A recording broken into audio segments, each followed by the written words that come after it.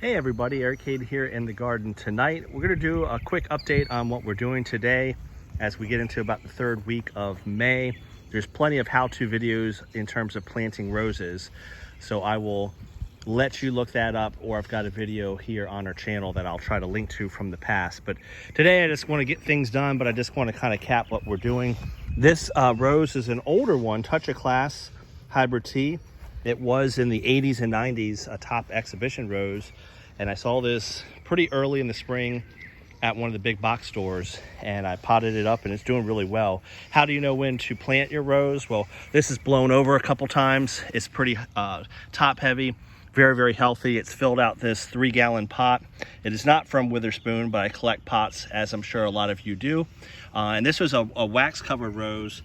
You can see some semblance of the wax kind of coming off right now, but usually I'm not a huge fan of those, but this looked pretty healthy at Lowe's, and the price was right at only $16. So Touch a Class is going into the ground.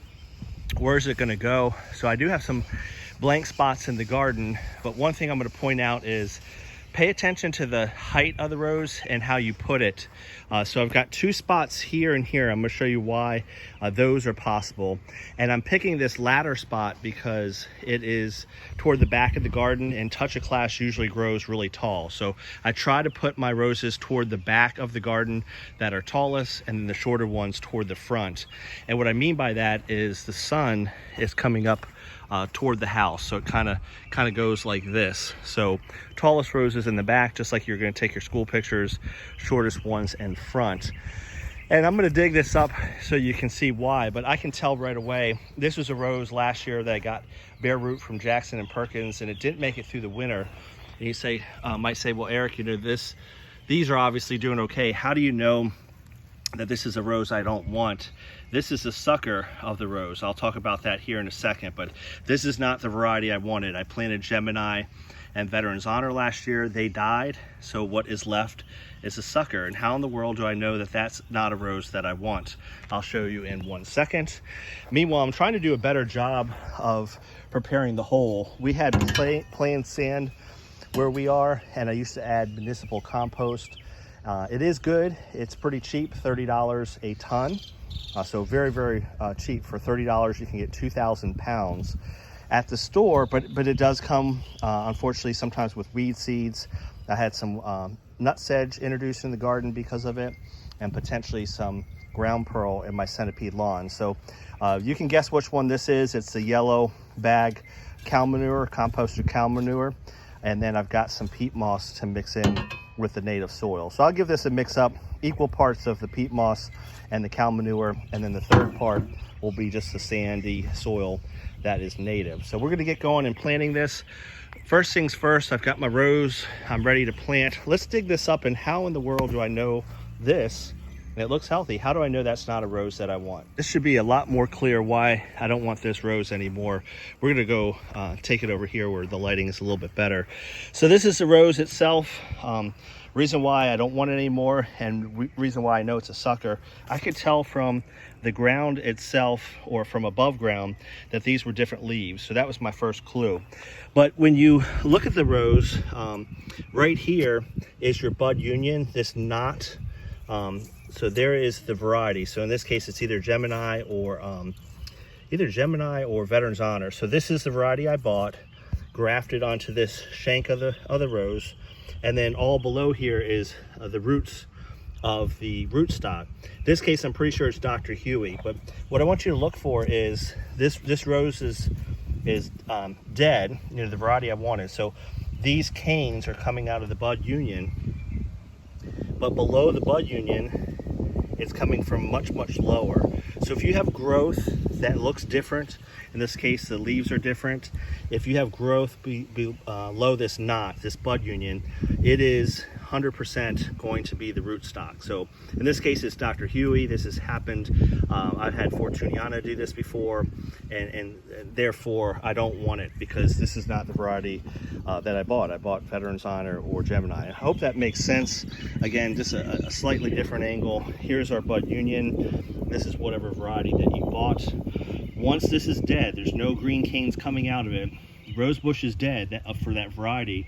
and then what comes up sometimes are these suckers. Now, I have kept these before in terms of Fortuniana. I'm tempted to keep this just because I don't like getting rid of things to graft onto. That would be Dr. Huey. But if you ever come out and you see different color leaves, examine the bud union, and if it's completely dead, but you have something coming below the bud union, down toward the roots themselves or anywhere on the shank, that is the root stock. The other way you can tell, not only are the leaves different, if this is Dr. Huey, it'll be kind of a maroonish, reddish color rose, and it will only bloom once. So your hybrid teas, if this was really Gemini or Veteran's Honor, if I just left this in the ground, I would know because the color is not right and it only blooms once. So that's why we'll be getting rid of this or keeping it for rootstock. So we'll get rid of that, and here's the other one we'll dig up next time we plant. So let's get this in the ground. I'll mix some of that native soil, get rid of some of this zoysia grass that loves the rose beds. It doesn't want to stay out. Let's get rid of this. We got the hole dug pretty easy here with sandy soil. The biggest pain is some of the zoysia has been sprayed and it's dead, but man, the roots are still doing pretty well. So I've got to remove that. I'm gonna have to add a new dripper to this because I can't find it from the old rose. That could have been part of the problem. The soil has been amended from prior roses, so as long as I get the zoysia out of here, it's in pretty good shape, but I'll do some of that cow manure and also the peat moss and a pretty big hole. It's pretty easy with the sandy soil. Again, a lot of this has been amended, but if I go down really deep, you start to get into more pure sand where I am. So this has been amended through the years, so it's actually not in too bad a shape. You can see some roots in the hole. This is from some of the pine trees that are, you know, decently close to the garden. Not much I can do about that. So let's get this in the hole. You'll see a lot of videos on the level to plant your rose. Up north, we would plant this bud union right at the ground level, if not a little bit below, to protect it in the winter. So going back to the plant that we just dug up, here's our bud union, here's touch of class. All the canes coming from it are touch of class. Anything below this would be a sucker. So if the rose lives and you see a sucker, it's good to break it off at the rootstock itself so it doesn't kind of take over. That has happened to my plants in the past. But let's get this thing in the ground. You can see some of the wax. I'll just lightly scrape that off, but I'm not overly worried about this. Hopefully with the heat it'll melt off. I don't know, I've never really had a wax color rose or covered rose. That's to keep it from dehydrating in the store. So let's get touch of class in the ground. I'm aiming for the soil to be near the bud union. Even though we're a warm climate, we do get in the mid-teens sometimes. So I've learned that, you know, I don't want this sticking up too high. My Fortuniana, I have to do that because I don't want it to go back to own root. But with this Dr. Huey, I'll probably aim for a soil level right below the bud union. So then when I mulch it, it's very close to the bud union to protect it in the wintertime. I'm not gonna bury it, but I'm not gonna keep it above ground as you might think I would in Eastern North Carolina. Because again, twice we got in the lower teens this year, and I think that's one reason we lost some of these roses in the back garden. So let's get at it and get this rose in the ground.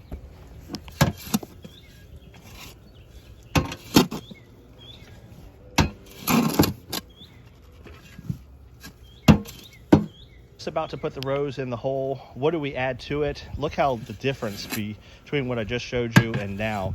That composted cow manure really mixing up nicely with the sphagnum peat moss.